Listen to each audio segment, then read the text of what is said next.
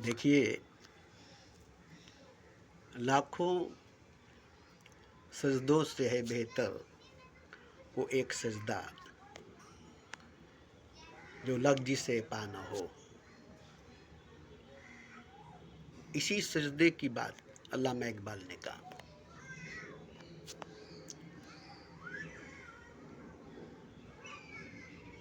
जो पत्थर को तोड़ दे वो शीशा तलाश कर, जिसमें खुदा नजर आए वो सजदा तलाश कर। अब वो सजदा तलाश कर जिसमें खुदा नजर आए।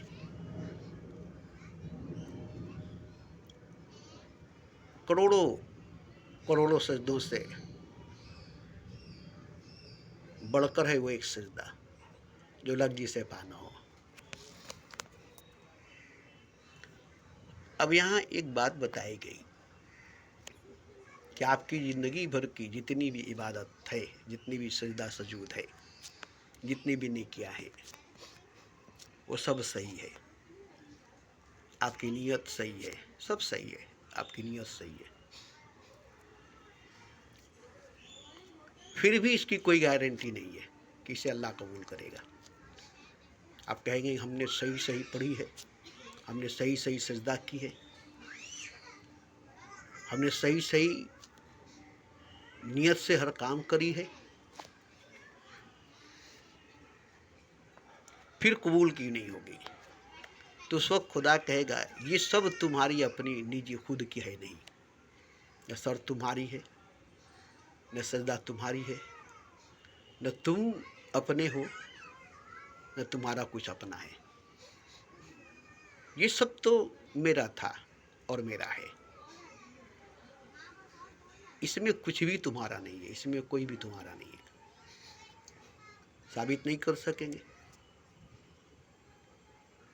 दलाइल नहीं दे सकेंगे कि नहीं ये मेरा है, मेरा मुझ में कुछ नहीं, जो कुछ है सब तेरा, तेरा तुझको दे दूँ तो क्या लगता है मेरा। तो देखिए, सही मानों में किसी का कुछ नहीं है, किसी का कोई नहीं है, ये हकीकत है, ये सच है। जो कुछ भी है वो खुदा का है, जो कोई भी है वो खुदा का है। जिसको हम अपना समझते हैं, जिसको हम अपना जानते हैं, जिसको हम अपना कहते हैं, वो हमारा अपना है नहीं। ये कब पता चलता है? जब आदमी मर जाता है, तब पता चलता है। कोई भी साथ नहीं जाता, कुछ भी साथ नहीं जाता, तब पता चलता है। तो उससे क्या होगा कि जिंदगी में नहीं समझे कि कोई अपना नहीं है, कुछ अपना नहीं है। कि जब कुछ अपना नहीं है, कोई अपना नहीं है, ये जिंदगी भी अपनी नहीं है, मौत भी अपना नहीं है, ये जिस्म भी अपनी नहीं है, ये जहान भी अपना नहीं है, हम भी खुद अपने नहीं हैं। अब ये सब गौर करने के बाद आपके अंदर दो चीज़ पैदा होगी, एक मायूसी पैदा होगी या एक खुशी पैदा होगी। मायूसी पैदा होगी क्योंकि जब कुछ हमारा है ही नहीं, कोई हमारा है ही नहीं और हम है ही नहीं, तो इसमें मायूसी, डिप्रेशन, अंधेरा पैदा हो जाएगा, अज्ञानता, जहालत, बेहोशी पैदा हो जाएगी और आप डिप्रेशन में चले जाएंगे। हो सकता है पागल भी हो जाए, हार्ट अटैक भी हो जाए, ब्रेन फेल भी हो जाए। इसमें ऐसा हो सकता है, ऐसा हुआ है। और अगर पॉजिटिव की तरफ गई तो बड़ी खुशी होगी, बड़ी खुशी होगी, बड़ी खुशी होगी कि कुछ भी मेरा नहीं है, कोई भी मेरा नहीं है और मैं भी अपना नहीं हूँ। सब कुछ खुदा का है, सब कुछ खुदा का है, मैं भी खुदा का हूँ। अब ये खुशी जो होगी इसका अंदाज़ा नहीं है। अगर सही सही सोच लेंगे तो ये कैसे होगी? किसी कामिल मुर्शिद के पास जाना पड़ेगा, वो आपको इसका एहसास दिलाएगा, इसको महसूस कराएगा। सुन कर नहीं होगी, पढ़कर नहीं होगा। किताबें बहुत पढ़ेंगे मस्तो फ़कीरों की, बातें बहुत सुनेंगे मस्तो फ़कीरों की, होगा कुछ नहीं। ये नहीं कि आपने बहुत सी किताबें पढ़ ली, बहुत से स्पीच सुन ली, नहीं होगा जब तक उसका एहसास नहीं होगा, उसको महसूस नहीं करेंगे। और वो एहसास, वो महसूस आपका तब तक नहीं हुआ जब तक अंदर के कई चीज़ें हैं जो बंद है, जिसको लताइफ कही जाती है, चक्रास कही जाती है, पॉइंट कही जाती है, वो सब जागने के बाद, उसके जागने के बाद, जैसे जिस्म ही है, भूख लगती है जागने के बाद। सोए रहेंगे, न भूख लगेगी, न पेशाब लगेगा, न पैखाना लगेगा, और न ही कुछ करने का बात होगा। जैसे ही जागेंगे, पहले पेशाब पैखाना लगेगा, फिर भूख लगेगी, फिर अब कुछ करने की बात आएगी। तो जिस्म के जागने के बाद ना भूख प्यास लगती है, पेशाब पैखाना लगता है, और फिर काम करने की बात आती है, इससे कमाने की बात आती है। तो एक जिस्म के जागने से आपको इतना सब कुछ मिलता है, मगर इस जिस्म के अंदर बहुत सी सोई हुई उर्वे हैं, लताइफ है, चक्रास है, पॉइंट है, वो अभी तक सोई हुई है। एक ही चीज़ आपके अंदर जागी हुई है, वो है मूलाधार। वो सबके अंदर जागी, हर जानवर, हर पशु, हर शय, हर मखलूक़ात, हर प्राणी, हर जीव के अंदर ये चक्र जागी हुई, क्योंकि ये चक्र पूरे कायनात के अंदर जागी हुई है, और ये सबको अपने लपेटे में लेकर बैठी हुई है। आप जो कुछ करते हैं उसी चक्र की वजह से, मूलाधार चक्र, मूलाधार चक्र। अब उसके ऊपर 6 चक्र है जो सोई हुई है। क्यों उसको आप जगाते नहीं है, वो आपसे जागता नहीं है? तो आपको पहले ये मालूम हो जाए कि मेरे अंदर 6 चक्रास हैं, 6 पॉइंट, 6 लताइफ हैं, और ये सब बड़े बड़े चीज़ें, इसमें बड़ी बड़ी नेमतें हैं, इसमें बड़ी बड़ी ताकत है, इसमें बड़ी बड़ी राज है। तो ये जब आपको पूरी तरह से यकीन हो जाएगी, तो बोले हमारे ही अंदर छुपे हुए हैं, सोए हुए हैं, और हम ही कुछ का पता नहीं। तो जैसे आपको पता चल जाएगा कि हमारा बाप दादा ने बहुत बड़ा खजाना छोड़ कर गया है, बहुत ज़्यादा खजाना, जो हम पुश्तों पुश्तों तक भी खाएंगे तो ख़त्म नहीं होगा। ये खाली मालूम हो जाने से आप क्या करेंगे? छोड़ देंगे? नहीं, उसको हासिल करने के लिए, उसको पता लगाने के लिए, कौन से बैंक में, कौन से ज़मीन में, कौन से गुफा में है, भाग दौड़ करेंगे, और इस ज़मीन में उस ज़मीन को कोड़ेंगे, जिस गुफा में उस गुफा में जाएंगे, जिस बैंक में उस बैंक में जाएंगे, और दलील देंगे, सबूत देंगे कि हमारे बाप दादाओं का है और हमारे नाम का है। तब उसे हासिल करके आप अमीर बन सकते हैं। तो पहले तो ये मालूम होना चाहिए ना कि हमारे नाम में हमारे बाप दादाओं ने इतने खजाने रख के गए हैं कि हम तो क्या, हमारे 14 पुश्त भी बैठ कर खाएंगे, दोनों हाथ से लुटाएंगे, ख़त्म नहीं होगा।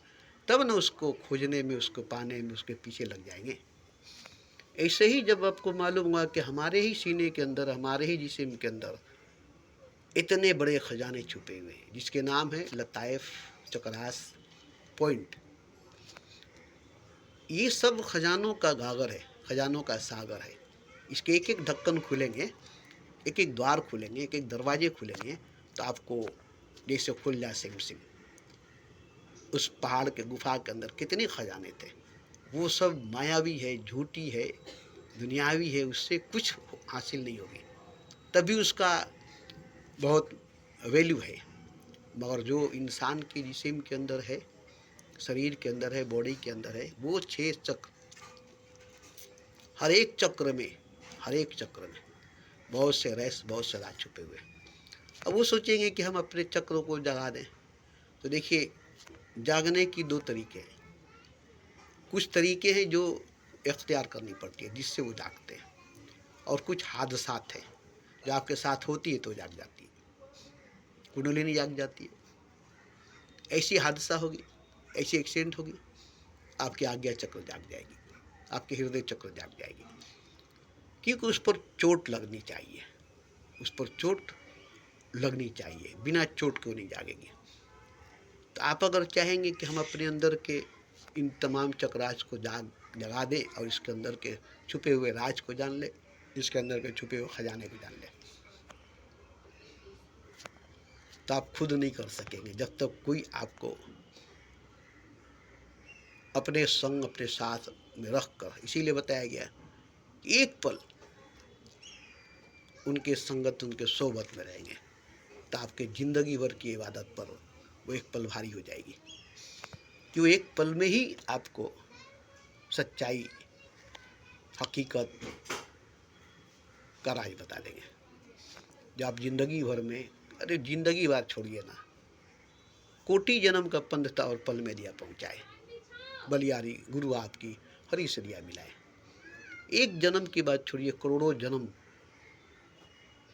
का पंथ है, और वो भी जरूरी नहीं है कि करोड़ों जन्म के बाद मिल जाएगा, फिर करोड़ों जन्म लग जाएगी। अगर उस करोड़ों जन्म के बाद नहीं मिलता फिर करोड़ों जन्म, इस तरह से करोड़ों करोड़ों जन्म का चक्कर चलता आ रहा है और चलता रहेगा। मगर एक पल में कोटि जन्म का पंथा पल में दिया पहुंचाए, बलिहारी गुरु आपकी हरि से दिया मिलाए।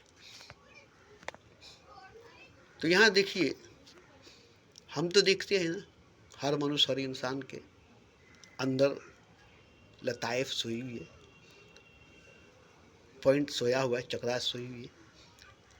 अब वो कोई उसके तरफ ध्यान नहीं देता है, उसके तरफ जोर नहीं देता, उसके तरफ वो तवज्जो नहीं देता है, इसीलिए वो अपने अंदर सोई सोई रह जाती है और आदमी एक दिन मौत के गहरी नींद में सो जाता है। एक तो पहले से वो सब अपने अंदर सोई है, एक जिस्म जागी हुई है, एक मूलाधार चक्र जागी हुई है, एक नफ्स जागी हुई है, और इसके बाद ऐसा होता है कि एक दिन आखिरी में ये भी सो जाती है मौत के नींद में।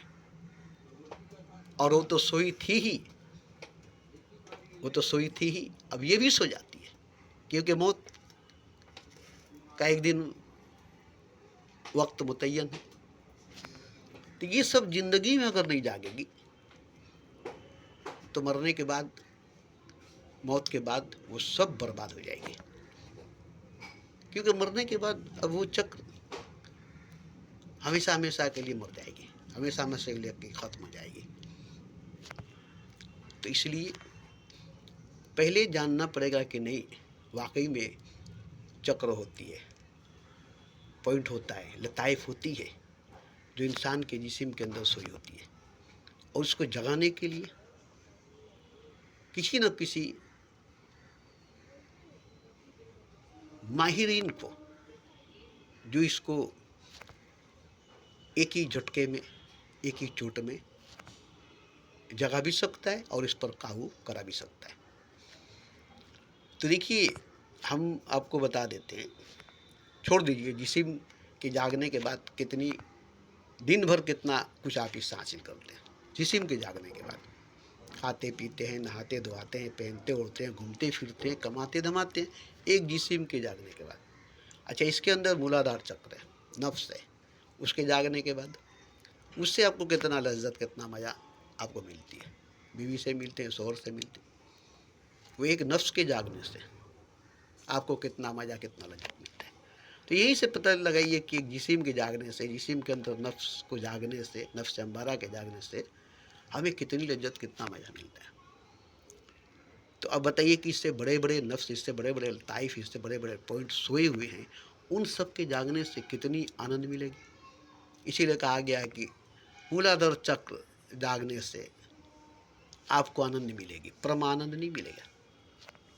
परमानंद क्राउन चक्र जागने से मिलेगा, मगर मूलाधार चक्र नीचे की तरफ है, क्राउन चक्र आपके सर के तालू पर है। जैसे ताज पहनाया जाता है राजा को, शहंशाह को, तो एक राजा की तरह हो जाते हैं। जब क्राउन चक्र जागती है तो आपके सर पर एक ताज, कई पंखड़ियों का कमल खिल जाता है। उसमें जो मस्ती, जो मज़ा है, उसमें जो ताकत, जो ऊर्जा है, वो आपको ईश्वर या शक्ति से, खुदाई ताकत से नवाज देती है। अब बताइए कि जिसको ईश्वरीय शक्ति मिल जाए, खुदाई ताकत मिल जाए, उसको अब क्या बाकी रहेगी। तो ये सब पहले आप पता लगा लीजिए, है सच, खूब अच्छी तरह से पहले पता लगा लीजिए कि नहीं ये सब सच है। और हमारी ज़िंदगी अभी बाकी है, हम अभी जिंदा हैं, नौजवान हैं, जवान हैं, लड़की है या लड़का, इससे कोई मतलब नहीं है। हिंदू है, मुसलमान है, सिख है, ईसाई है, बौद्ध है, जैन है, अमीर है, राजा है, गरीब है, फ़कीर है, इससे कोई लेना देना नहीं है। बस आपको अगर पता लग गया कि नहीं हमारे अंदर की सोई हुई लताइफ सोई है, अब हम इसको जगाना चाहते हैं। भिखारी है, फ़कीर है, तब भी अगर ये आपको मालूम हो जाए, तब यहाँ से अमीर बनना शुरू हो जाएंगे, क्योंकि आप खजाने का पता लगाएं, आपको खजाने का पता, खजाने का खबर मिल गया है। अब आप खजाने को हासिल करेंगे, अब आप भिखारी नहीं, राजा बन जाएंगे। तो ये बात पहले आपको मालूम करना पड़ेगा कि नहीं सही मानों में हमारे अंदर के सोए हुए लताइफ, सोए पॉइंट, सोए चक्रास अभी तक जागे नहीं है और हम उसको जगाए नहीं है। अब सोचेंगे कि नमाज वमाज पढ़े, पूजा पाठ करें, नेकी वगैरह करें, तो ये सब मूलाधार चक्र के सतह पर हो जाती है। इसके ऊपर के चक्रों को जगाने के लिए, लताइफ को जगाने के लिए, पॉइंट को जगाने के लिए कुछ काम करनी पड़ती है। इस पर कुछ काम करनी पड़ती है, कुछ अमल है, कुछ ध्यान है, कुछ साधना है, कुछ तरीका है। जैसे देखिए, तरीके भी अजीब अजीब है, तरीके भी अजीब अजीब है। पहले आपको नफ्स से अम्मारा को मारना पड़ेगा। अब मारने का मतलब इसका कत्ल, इसको खून नहीं करना पड़ेगा, इसको जीतना पड़ेगा। ये आपके बस में हो जाए, ये ताकत आपके हाथ में आ जाए। अब इसी ताकत के चोट से आपके सारे चक्रा जागने लगेंगे। तो इसके लिए तरीका क्या है? नंगे धड़ंगे सरेआम बाज़ारों में, शहरों में घूमना पड़ेगा, ताकि लोग आप पर गाली दे, पागल कहें, नफ्स से उलाहमा जगेगी। बहुत से लोग आपको बुरा भला कहेंगे, आप सुनेंगे, आप सुनेंगे। सुनते सुनते सुनते सुनते उनके बोलते बोलते बोलते बोलते एक दिन ऐसा आएगा कि आप उनके सामने से गुजरेंगे, वो लोग देखेंगे मगर कहेंगे नहीं। अब आप हैरान हो जाएंगे, अरे ये लोग तो हमें बहुत बुरा भला कहते थे, अब नहीं कहते। इसलिए कि उनको भी अब आपसे कोई मतलब नहीं है और आपको भी अब उनसे मतलब नहीं है। क्योंकि आप भी देखते थे कि ये लोग बुरा भला कहते हैं, हम पर क्या असर होता है, और वो लोग भी देखते थे ये नंगा घूम रहा है और इस पर हम पर क्या असर होता है। अब दोनों एक दूसरे से बहुत दूर हो गए। अब उसके नज़र के सामने ही है मगर बहुत दूर है। इसलिए अब वो आपसे मिलेगा भी ना तो उसको बुरा नहीं लगेगा और आपको भी बुरा नहीं लगेगा। तब आप समझ जाएंगे कि अब हमारी नफ्स से हमारा मर चुकी है, अब ये हार चुकी है, अब इसको जीत चुके।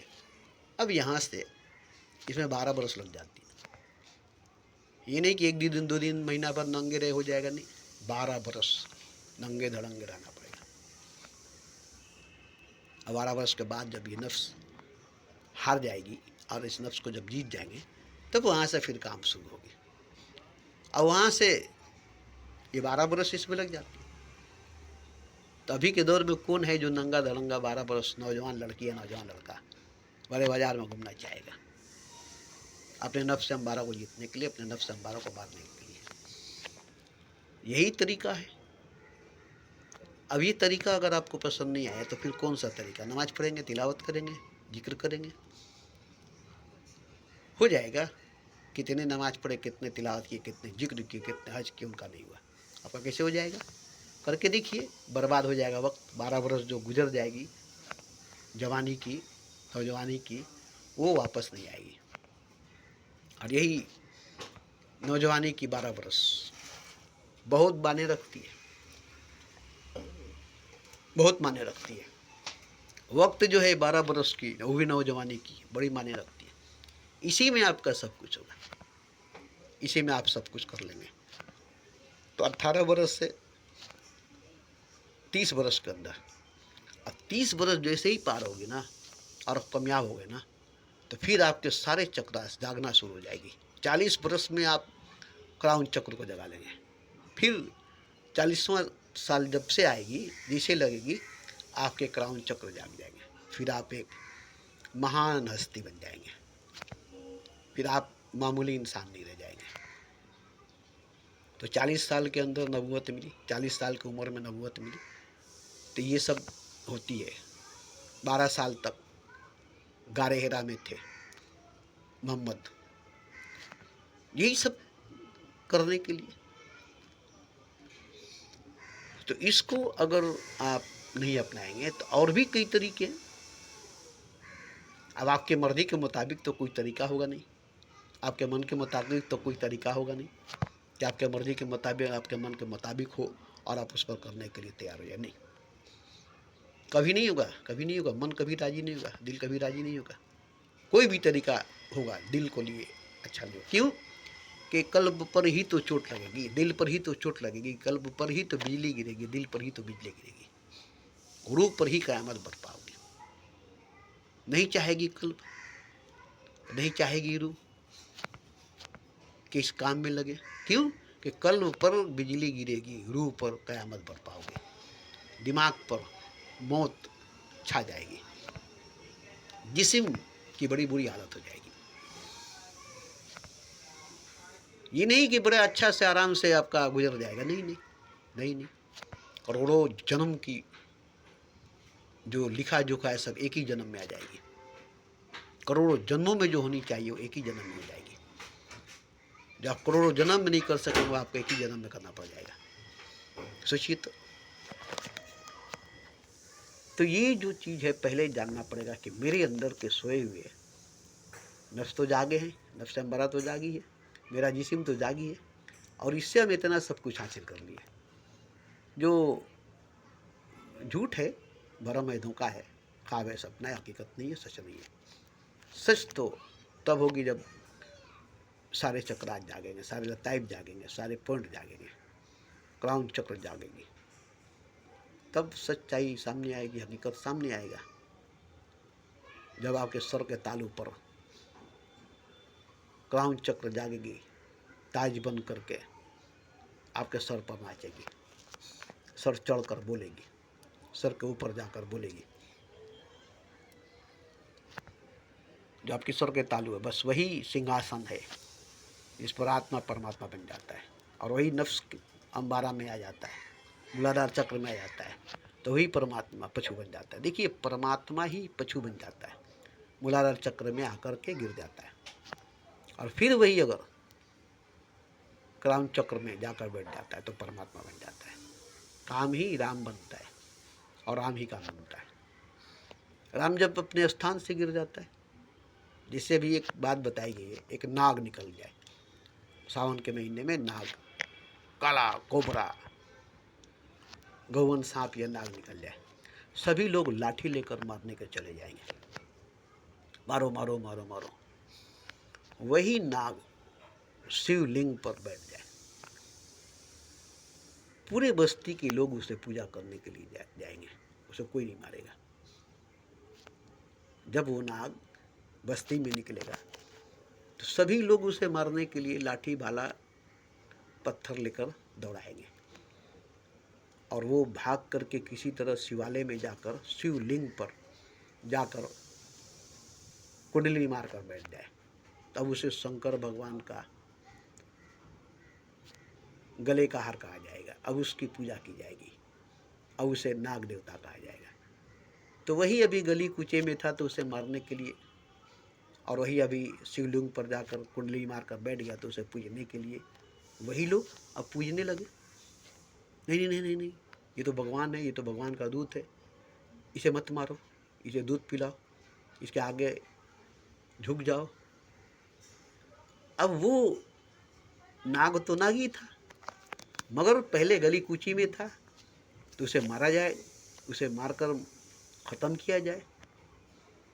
लेकिन अब वो शिवलिंग पर आ गया है, तो शिवलिंग है क्या, एक स्थान है, उस स्थान पर पहुंच गया किसी तरह से, उस स्थान पर बैठ गया किसी तरह से, अब उसकी पूजा होगी। इसी तरह से आत्मा और परमात्मा एक ही है। स्थान की वजह से मूलाधार चक्र में अगर आकर के बैठा है तो वो जीवात्मा है, और वही जीवात्मा जब क्राउन चक्र में जाकर बैठता है तो शिव परमात्मा बन जाता है। देखिए स्थान की बात है, हर जगह तो स्थान की बात होती है ना। आज प्रधानमंत्री बैठा है, कल चाय की दुकान में बैठता था, चाय बेचता था, कौन पूछता था। आज प्रधानमंत्री की गद्दी पर बैठा है, पूरा दुनिया जानती। इसी तरह से स्थान की वैल्यू है, मकाम की वैल्यू है, आदमी की कोई वैल्यू नहीं है। आदमी गिरे हुए मकाम पर है तो आदमी गिरा हुआ है, आदमी बुलंद ऊंचा मकाम पर है तो आदमी ऊंचा है।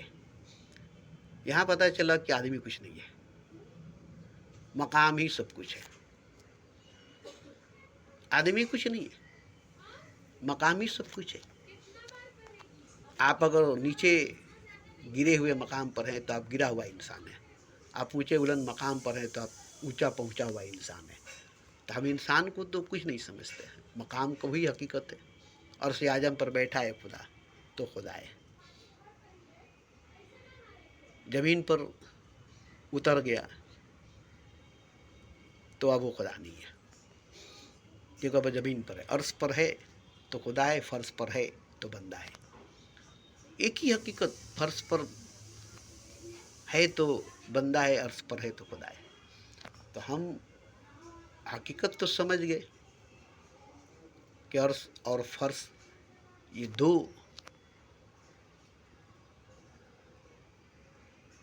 अब यहाँ हम एक चीज़ देखें कि अर्श पर बैठे तो खुदा है, फर्श पर बैठे तो बंदा है। हमें फर्श बंदा कर देती है, हमें अर्श खुदा कर देती है। तो इसका मतलब हुआ कि हमारा कोई माने मतलब नहीं है, खुदा का कोई माने मतलब नहीं है। मतलब अर्श की है, मतलब सिंहासन की है, मतलब कुर्सी की है, मतलब तख्त की है। जो तख्त पर बैठा है वो राजा है, जो तख्त पर नहीं बैठा वो राजा नहीं है। जो गद्दी पर बैठा है वो राजा है, जो गद्दी पर नहीं बैठा है वो राजा नहीं है। तो यहाँ राजा कुछ नहीं है, तख्त ही, कुर्सी ही, गद्दी ही सब कुछ है। लेकिन मैं ये दिखाना चाहता हूँ कि तख्त भी, सिंहासन भी, अर्श आजम भी, ये कुछ नहीं है। ये मैं दिखाना चाहता हूँ। ये हकीकत नहीं है, ये मैं दिखाना चाहता हूँ, क्योंकि मैंने देखा है असलियत जो है, हकीकत जो है वो अर्श नहीं है, सिंहासन नहीं है, अर्श आजम नहीं है। वो जो चीज़ है, वो जो हकीकत है, जो सच है, वो जाहिर होने के बाद, हासिल होने के बाद पता चलता है। क्योंकि तख्त भी, सिंहासन भी, अर्श आजम भी नहीं थी, नहीं था, तब एक हकीकत थी, एक सच था जो किसी पर नहीं था, जिस पर कुछ भी नहीं था, जो किसी पर भी नहीं था, अपने आप पर था, अपने आप में था। तो क्या वो आज अपने आप में, अपने आप पर नहीं है?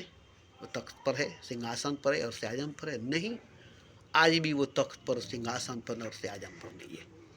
आज भी वो अपने आप में है और अपने आप पर है। तो उस हकीकत को जानना, उस सच को जानना, ये जब तक आपके अंदर शौक नहीं जागेगी। निगाह शौक को अक्सर नई मंजर दिखाती है, कई पर्दे गिराती है, कई पर्दे उठाती है।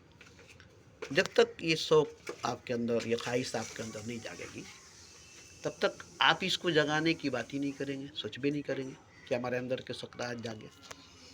देखिए, हम एक बात सीधी सीधी बता देते हैं, नफ्स के जागने से, उसकी पूर्ति करने से आपको जो लज्जत, जो मज़ा मिलती है पति पत्नी से, मियाँ बीवी से मिलकर के, आप इसको एक तरफ रखिए, तो आपके अंदर के सारे चक्रात जब जाग जाएंगे तो कितनी आनंद मिलेगी, परम आनंद, परम सुख, परम शांति, परम सत्ता मिलेगी। तो आप एक ही चक्र को जगा करके पूरी जीवन अगर जिएंगे तो पशुओं की तरह, जानवरों की तरह उनके भी नफ्स जागती है, मूलाधार चक्र जागता है, और उसी से वो बच्चे पैदा करते, उसी से वो पूरी जीवन जीते हैं। तो आप भी अगर उसी पर रुके हुए थे, आप इंसान नहीं, मनुष्य नहीं है, आप उन जानवरों की तरह हैं। भले ही आप इंसान हैं, मगर आप उन जानवरों के स्थान पर हैं, मूलाधार चक्र, नफ्स अम्बारा के मकाम पर है। तो आप अगर इंसान है, मनुष्य है, देवता है, भगवान है, तो इस चक्र पर आप नहीं रहेंगे ज़्यादा देर तक, क्योंकि आपको मालूम होगा कि यहाँ इतनी लज्जत है तो वहाँ कितना लज्जत होगा, इतनी यहाँ मज़ा है तो वहाँ कितना मज़ा होगा, यहाँ इतनी ताकत है तो वहाँ कितनी ताकत है। तो आप आगे बढ़ेंगे ना, ऊपर उठेंगे ना।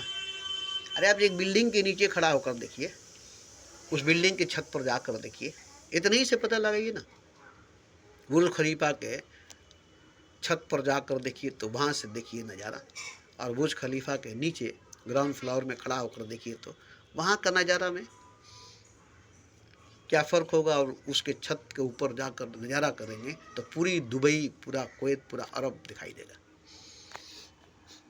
तो ये आपको पहले जानना पड़ेगा, उसके बाद अब आप जब जान लेंगे तो आप बेचैन हो जाएंगे, आप खोज भी निकलेंगे कि नहीं हम अपने अंदर के इन तमाम चक्रास को, लताइफ को, पॉइंट को जगाएंगे।